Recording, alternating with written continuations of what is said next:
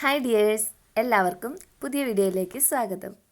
അപ്പോൾ കുറച്ച് ദിവസമായിട്ട് നമ്മുടെ യാത്രയുടെ വീഡിയോകൾ ആയിട്ടായിരുന്നു അല്ലേ. അപ്പോൾ അതൊക്കെ കഴിഞ്ഞു. വീണ്ടും നമ്മൾ നമ്മുടെ സാധാരണ ജീവിതത്തിലേക്ക് സാധാരണ ഡെയിലി റുട്ടീൻസ് ആയിട്ട് വന്നേക്കാണ്. അപ്പോൾ ഇന്ന് രാവിലെ ബ്രേക്ക്ഫാസ്റ്റിന് പുട്ടും കടലയായിരുന്നു കേട്ടോ. അപ്പം അതിൻ്റെ പണിയൊക്കെ കഴിഞ്ഞിട്ടുണ്ട്. പുട്ടും കടലയൊക്കെ റെഡി ആയിട്ടുണ്ട്. അങ്ങനെ ബ്രേക്ക്ഫാസ്റ്റൊക്കെ കഴിഞ്ഞിട്ടുണ്ട്. പിന്നെ ഇന്ന് തീരെ ചെറിയ മത്തി കിട്ടിയിട്ട്, ഞങ്ങളിവിടെ ചാളയെന്ന് പറയണത്. അപ്പോൾ അതൊക്കെ ക്ലീനാക്കി വെച്ചിട്ടുണ്ട്. അപ്പോൾ ഇന്ന് ഒരു മത്തിപ്പുളി ഉണ്ടാക്കാൻ വേണ്ടിയിട്ടാണ്. അപ്പം അതിനായിട്ട് കുറച്ച് ചുവന്നുള്ളിയും വെളുത്തുള്ളിയും 2 തക്കാളിയും മിക്സിയുടെ ജാറിലിട്ടിട്ട് നന്നായിട്ട് അരച്ചെടുത്തു.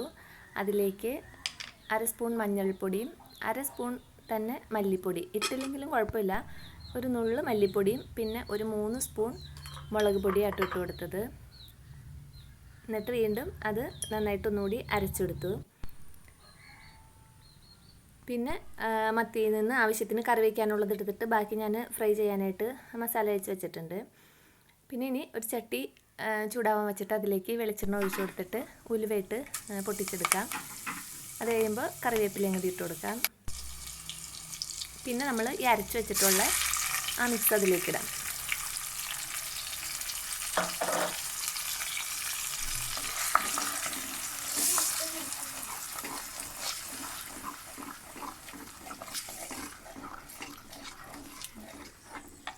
എന്നിട്ട് ഈ അരപ്പിൻ്റെ ആ പച്ചപ്പെല്ലാം പോകുന്നവരെ നന്നായിട്ടൊന്ന് വഴറ്റിയെടുക്കണം.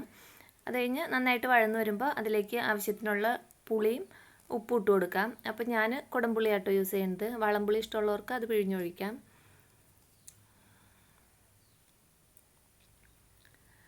പിന്നെ കറിയിലേക്ക് ആവശ്യത്തിന് വെള്ളം കൂടി ഒഴിച്ചിട്ട് അത് തിളപ്പിച്ചെടുക്കാം. അപ്പോൾ ഞാൻ ആ മിക്സിയുടെ ജാറ് കഴുകിയ വെള്ളമാണ് ഇപ്പോൾ ഒഴിച്ചു കൊടുത്തത്.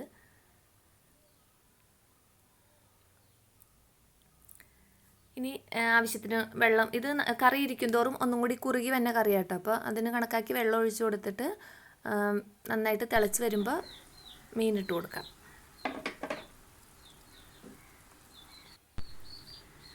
അങ്ങനെ മീനൊക്കെ ഇട്ടിട്ടുണ്ട്. ഇനി അതിങ്ങനെ നന്നായിട്ട് തിളച്ച് എണ്ണയൊക്കെ തെളിഞ്ഞ് നെയ്യൊക്കെ തെളിഞ്ഞ് വരട്ടെ. അപ്പോൾ നമുക്ക് തീ ഓഫ് ചെയ്യാം. പിന്നെ ഇത് ഉള്ളി അരിഞ്ഞിട്ട് താളിക്കണമെന്നുണ്ടെങ്കിൽ അങ്ങനെയും ചെയ്യാം കേട്ടോ. ഞാനിപ്പോൾ ആദ്യമേ ഉലുവ താളിച്ച് വെച്ചുകൊണ്ട് അങ്ങനെ ചെയ്യണില്ല. അങ്ങനെ ലാസ്റ്റ് ഉലുവയും ഉള്ളിയും താളിച്ച് ഒഴിക്കുകയാണെങ്കിൽ ഒന്നും കൂടി ടേസ്റ്റാണ്.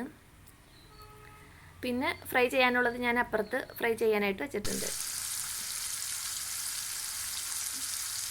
അപ്പോൾ എൻ്റെ ഇന്നത്തെ ഉച്ചയൂണിൻ്റെ എല്ലാം റെഡി ആയിട്ടുണ്ട് കേട്ടോ. പിന്നെ ഈ വൈകുന്നേരം നല്ല മത്തങ്ങ കിട്ടിയായിരുന്നു. അപ്പോൾ അത് ഒരു നല്ല സ്നാക്ക് ഉണ്ടാക്കാമെന്ന് വിചാരിച്ചു. നല്ല വിളഞ്ഞ മത്തങ്ങയാണ്.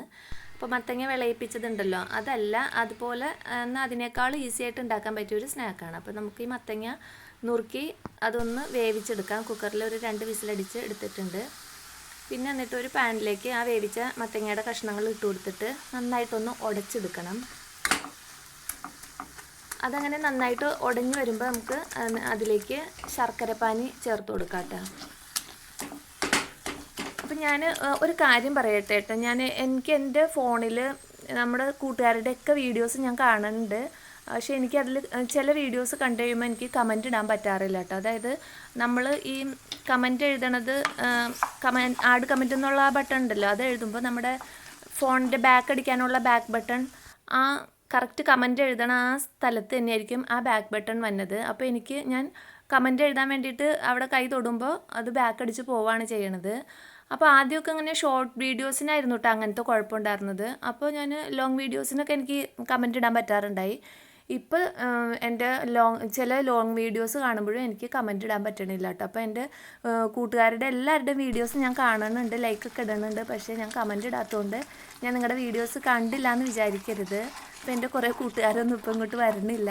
പക്ഷെ ഞാനത് വീഡിയോ കാണാഞ്ഞിട്ടല്ല കേട്ടോ, ഞാൻ കാണുന്നുണ്ട്. അത് ഇങ്ങനെയാണ് പ്രശ്നം. ഇനി നിങ്ങൾക്ക് ആർക്കെങ്കിലും ഇങ്ങനത്തെ പ്രശ്നം ഉണ്ടെങ്കിൽ അത് എന്തുകൊണ്ടാണെന്ന് അറിയാമെങ്കിൽ ഒന്ന് പറഞ്ഞു തരണം. സെറ്റിങ്സിൻ്റെ കുഴപ്പമാണോ, ഇനി ഫോണിൻ്റെ കുഴപ്പമാണോ, യൂട്യൂബിൻ്റെ കുഴപ്പമാണോ, ഒന്നും എനിക്കറിയില്ല കേട്ടോ. അപ്പോൾ എന്നാൽ എല്ലാ വീഡിയോസിനും അങ്ങനെ ഇല്ലതാനും. ചില വീഡിയോസിൽ കാണുമ്പോഴാണ് ആ കുഴപ്പം. എന്നിട്ട് ഞാൻ വീണ്ടും ബാക്ക് അടിച്ചിട്ട് 2 ദിവസം കഴിയുമ്പോൾ ആ പഴയ വീഡിയോസിന് പോയി കമൻറ്റ് ഇടാറുണ്ട് ചിലരുടെ. പിന്നെ എല്ലാവരുടെയും നമ്മളങ്ങനെ ഓർക്കില്ലല്ലോ ഏതൊക്കെയാണ് ഞാൻ ഇട്ടത്, ഏതാ കമൻറ്റ് ഇടാത്തത്, ഞാൻ മറന്നു പോവും. അപ്പോൾ നിങ്ങളൊന്നും വിചാരിക്കരുത്. അതുകൊണ്ടാണ് എൻ്റെ കമൻറ്റ് കാണാത്തതെന്ന് വിചാരിച്ചാൽ മതി. പറ്റണതിനൊക്കെ ഞാൻ കമൻറ്റ് ഇടാറുമുണ്ട് കേട്ടോ.